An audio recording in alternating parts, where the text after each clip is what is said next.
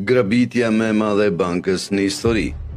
Grabitjet e bankave kanë magjepsur prej kohësh imagjinatën tonë me skemat e tyre të guximshme dhe dramat me rreziqe të larta.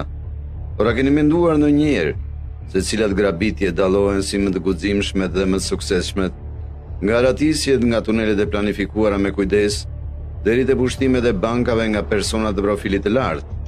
Këto grabitje shtyn kufijtë e zgjuarsisë kriminale.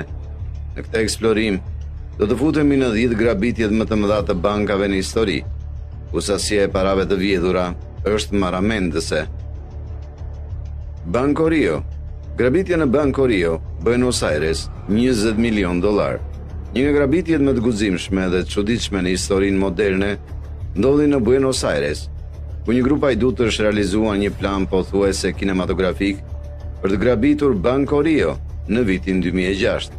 Grabitësit, të maskuar si klientë dhe të armatosur deri në dhëmb, hynë në bankë dhe morën 10 rapengje, duke krijuar një skenë të madhe për të mashtruar autoritetet. Por ndryshe nga grabitësit zakonshëm, këta individ kishin një plan sofistikuar.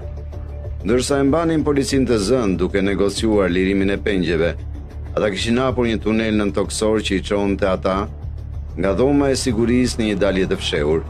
I gjithë negocimi ishte një hile për të fituar kohë. Në fund, ajdutët u